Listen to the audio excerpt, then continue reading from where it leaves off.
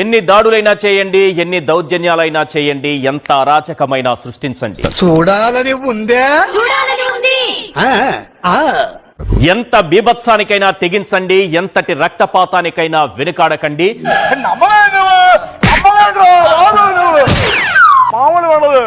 ఏమైనా చేయండి, ఎంతకైనా దిగజారండి. పులివెందుల జెడ్పీటీసీ స్థానం మాత్రం నా చేతికి దక్కాలి.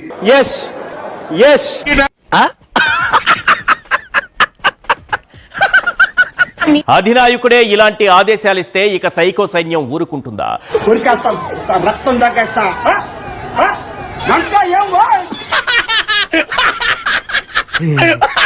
రాడ్లు, కత్తులు, కర్రలు, పెట్రోల్ బాటిళ్లతో పులివెందులలో రణరంగం సృష్టిస్తున్నారు. మీరెక్కడ తయారయ్యారా బాబు? ఆవిడ కరెక్ట్ గానే చెప్పిందిరా.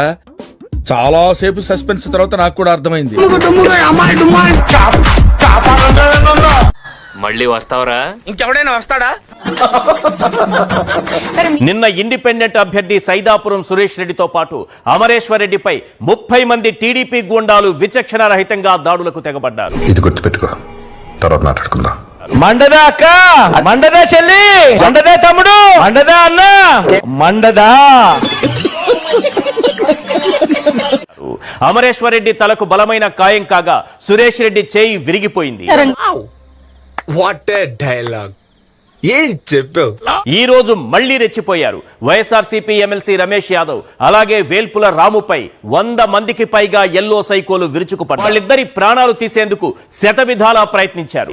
మొన్నే నాకు నీ మీద మర్యాద వచ్చింది, నువ్వు మళ్ళీ ఎడ్డిదానిలా మాట్లాడకు. నానా బీభత్సం సృష్టించారు. వారి వాహనంపై పెట్రోల్ పోసి నిప్పంటించే యత్నం చేశారు. ఏమర్థమైందిరా నీకు? నీ పొందర్థమైంది. ఎల్లో సైకోల దాడిలో గాయపడ్డ వాళ్ళిద్దరూ హాస్పిటల్లో చికిత్స పొందుతున్నారు.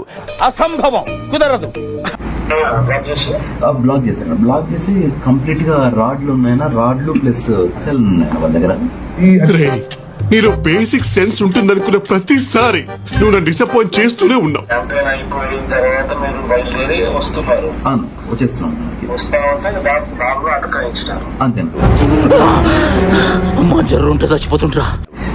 మా కారు ముందు ఒక కారు పెట్టారన్నా, కారు బ్యాక్ సైడ్ ఒక కారు పెట్టారన్నా. పెట్టేసి దగ్గర ఒక 100 మంది పైన దిగారన్న. మొత్తం వాళ్ళు 10 కార్లు వచ్చారన్నా.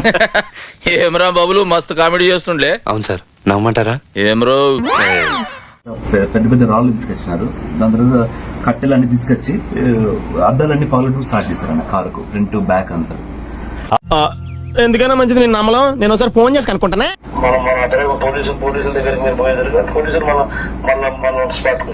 అంతేనా? మనం పోయి చెప్తేంత వరకు కూడా వాళ్ళు అసలు వాళ్ళ ముందనే 10 కార్లు వెళ్ళాయన్నా. మేము అక్కడ ఉన్నామని కూడా తెలుసన్న పోలీసులు. I think what a what. సంతోషం. ప్రాణాలు ఇంకా ఎవరికి ఇబ్బంది కాదా? మీకోసం మా ప్రాణాలు ఏమని చేస్తామన్నా. చూడు తమ్ముడు, నీ కుటుంబాన్ని నడీదికి తీసుకొచ్చి వస్తున్నా. నడీదిలో పోయే వాళ్ళందరూ చూసి ఆశ్చర్యపడే లెవెల్కి తెస్తానంటున్నా. మీరంటే మాకు ధైర్యం అన్న. అంతే, మీరుంటే చాలన్న. మాకు ఏ దానికైనా ready to fight with any people అన్న. వీళ్ళేమవుతుందన్న.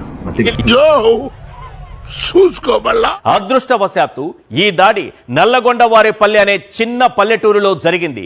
అదే ఏదైనా నిర్మానుష్య ప్రాంతంలో జరిగి ఉంటే వారి ప్రాణాలు పోయి ఉండేవని ఆ పల్లె ప్రజలు చెబుతున్నారు. అది ఉండాలంటే ఎంతగారికి ఉందంటారా లేదంటారా? రే నాగరాజు, ఆఖరిలో ఖాయం చేసుకోరా. ఎక్కడెక్కడి నుంచో టీడీపీ గుండాలు పులివెందులలో వాలిపోయారు. చంద్రబాబు అరాచకం ఏ స్థాయికి చేరిందంటే 2 రోజుల్లోనే 100 మందికి పైగా వైఎస్ఆర్సీపీ నాయకులపై బైండ్ ఓవర్ కేసులు పెట్టారు. ఇది వర్కౌట్ అవ్వలేదు కానీ వేరే ఏదైనా ట్రై చేయరా? అంత సడన్ గా అడిగితే చెప్తానండి. ఇది చెప్పడానికి చాలా ఆలోచించాను. ఒక్కటి మాత్రం నిజం, దాడులు దౌర్జన్యాలు చేసైనా విజయం సాధించాలి.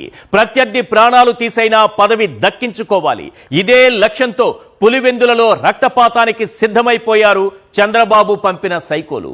మాట్లాడితే నెత్తురంటావు, బాంబులంటావు. లైఫ్ లో కనీసం కత్తెట్టుకున్నారా? తలకు మాసిన కూడదు. వైఎస్ఆర్సీపీకి సంబంధించినటువంటి నాయకులు బయటకు రాకూడదు. వైఎస్ఆర్సీపీకి సంబంధించినటువంటి ప్రచారం జరగకూడదు. అంతా ఈ గూండాలు, సైకోలు మాత్రమే పులివెందులలో రాజ్యం ఏలాలి. కర్మణ్యే వాదికా రస్యం చాణక్యం అమాయక మీరు కించం తీసుకుంటున్నాడు. ఓపిక కూడా హద్దు ఉంటుంది. ఓన్లే కదా అని వదిలేస్తుంటే నా మంచితనాన్ని చేతకానితనంగా తీసుకుంటావా? ఈ కార్యక్రమం ఇంతటితో సమాప్తం. రేపు ఇదే అలవాసులపై మళ్ళీ కలుసుకుందాం. అంతవరకు సెలవా మరి.